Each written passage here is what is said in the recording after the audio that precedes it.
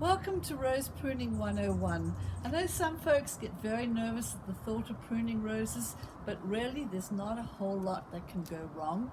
Roses are very forgiving. So there are some basic ideas when it comes to pruning roses.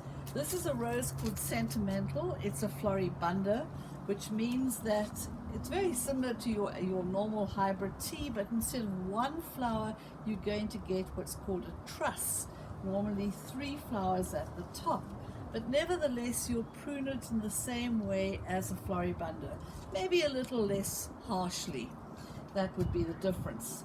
What you're looking for always, whether you're pruning a hybrid tea or you're pruning a Floribunda like this rose, you always want to have what's called a basket, or a wine goblet. So it's shaped like that.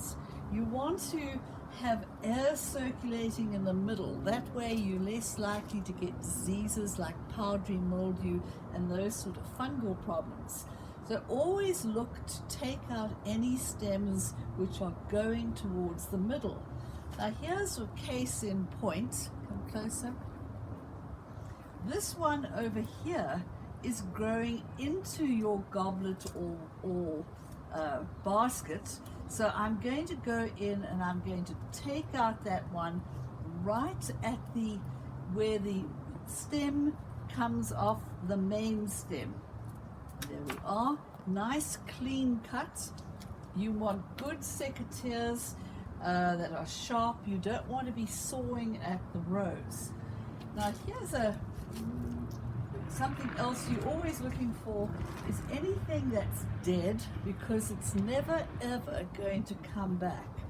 How do you know it's dead? Well, it gets this very brownish look, and there's a stem down here which is an old stem, and that has completely died down. So later on I'll go in and I'll take out this stem over here with loppers, because it's probably going to be pretty hard. Anything else? All right, let's look over here. We don't want anything that's diseased, anything that's damaged, and the plant does, it has problems. So if you look at these two, here you have ones which potentially are going to cross like that, and that's what you want to avoid as well. So I'm going to go in and I'm going to take out that one there, which would otherwise be growing inwards, because again you're not getting your basket shape. I'm going to pop that there. This too is somewhat growing inwards. Let's take that out. And if you are a little anxious about doing this, then don't go too harshly at the beginning.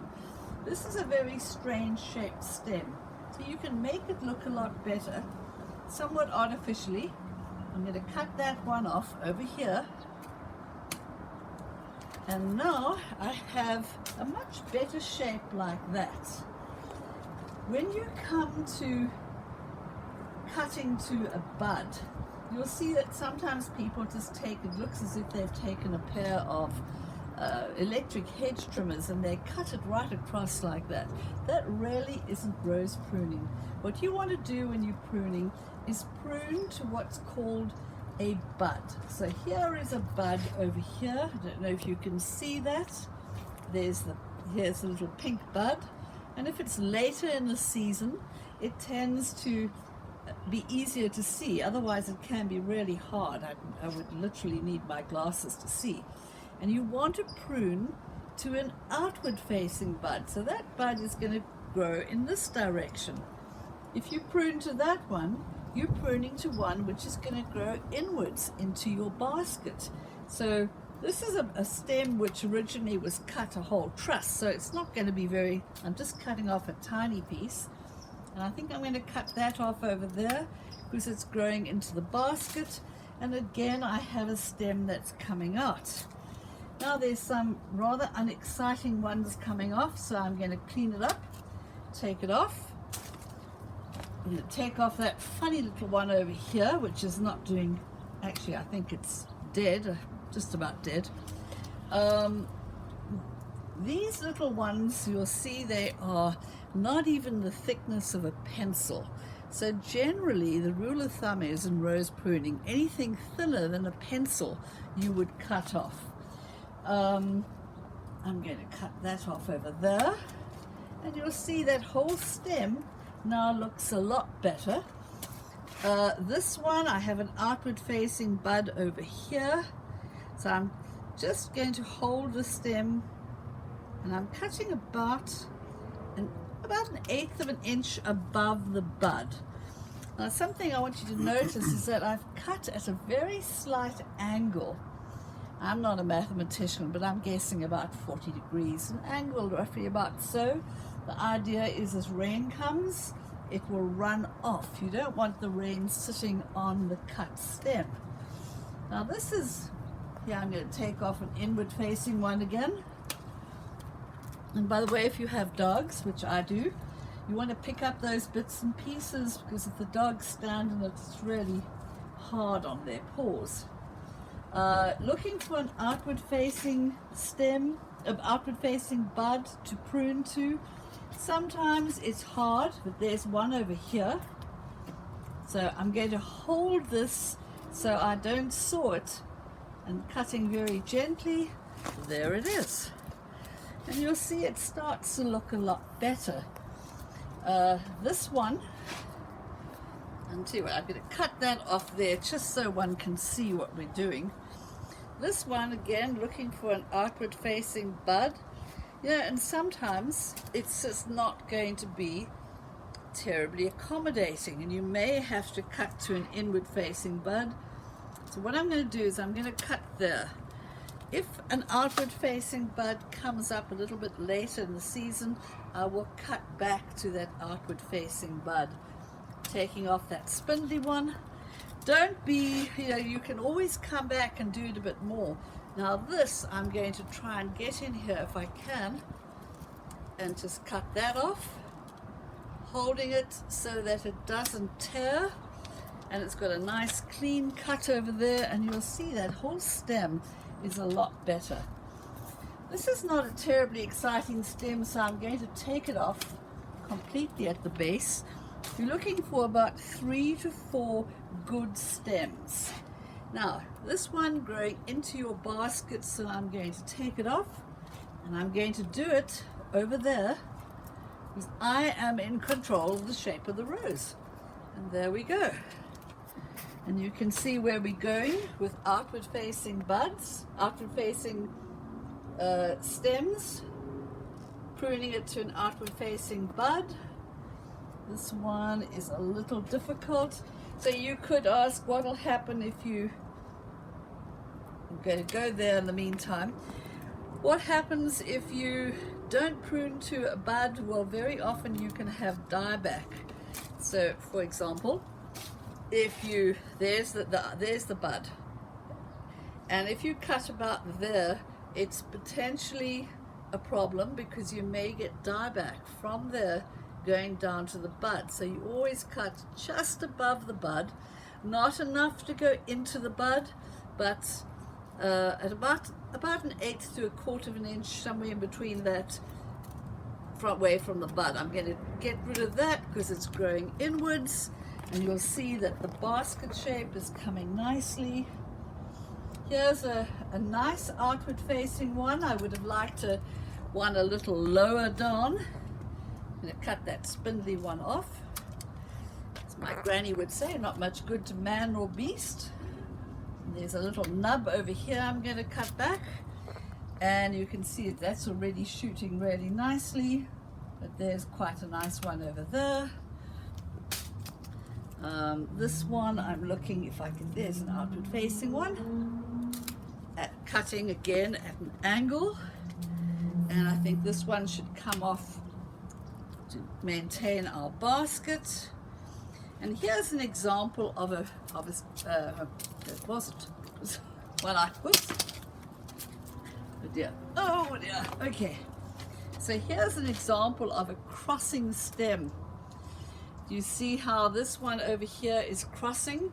What will happen in the wind, these will rub against each other, chafe, become damaged. The moment you have damaged rose flesh literally is when you can get infection into the plant and get, have a problem. So let's cut that away. That's cleaning that up. And really what we're doing is we're cleaning everything up. I'm cutting to an outward facing bud over there. This one, I'm going to cut to, this is quite a, it's all right. So if you're not sure about this one, you could cut over there, but I think I'm going to cut it back because it's really not great. And sometimes you just have to help the rose. Now over here, you've got this funny little stem, so I'm going to cut it like that, just like we did earlier. And now I'm going to cut to an outward facing bud over here. And you'll see it is improving. You are basically in control of where this plant is going for the next season. This one over here is slightly growing in, so I'm going to take that out. This little one over here had really browned off, died back. It happens. And this is quite an old stem. Now what you can do is just cut that one back. You use 2 hands because that was quite hard.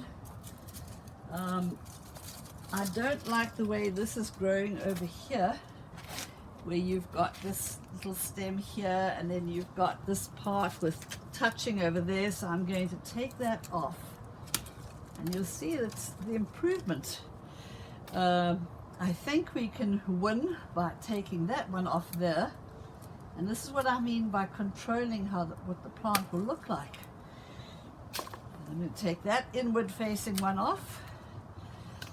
Looking here, this is quite a nice stem, so I'm looking for an outward facing bud. There's one over there, so cutting again at a slight angle, holding the stem up top so it doesn't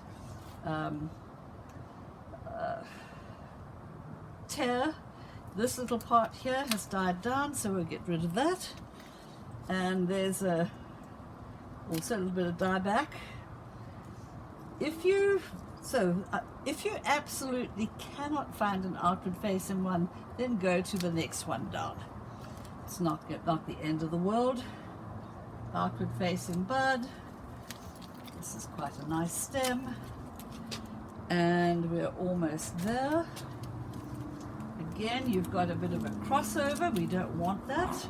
This is a better stem, this one, than that one. This one is thicker, so we want this. And there is quite a nice outward bud coming. It's a little small right now, but I can see it. It's pinkish. Holding, cutting at an angle. And then I think if we're clever, we can go just to see where this is.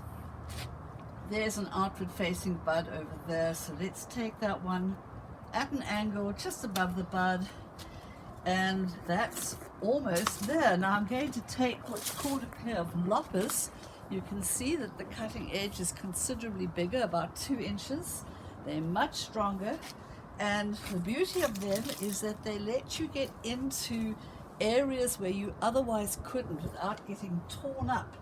So I'm going to go in and I'm going to try and get rid of this horrible little bit here, and you'll see it cut beautifully, bounced off.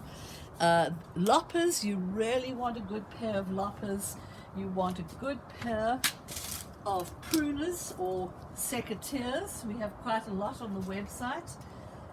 Look after them, clean them, sanitize them between usage with something like Lysol spray. Now I've just noticed these 2 little ones here, very spindly. So I think let's get rid of this one, too tiny. This one, I'm going to cut back a little bit. There's a bud down there. Oops, now, there's an example. Great. If you can come in, you can see how it's torn. So that's not good. I see another one, little bud here. So I'm going to go there.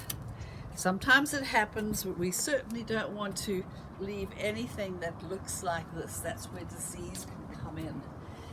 So this is this rose almost finished, just over here, little spindly bits, and often these little tiny bits over there.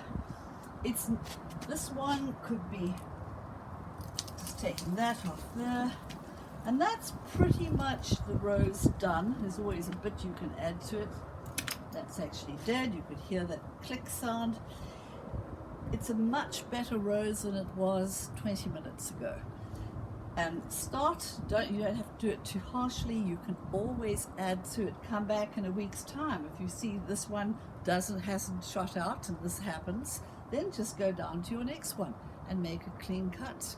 If you see dieback, go down to a clean area, cut again. So I hope that's a help. We'll do another rose next time. Thank you.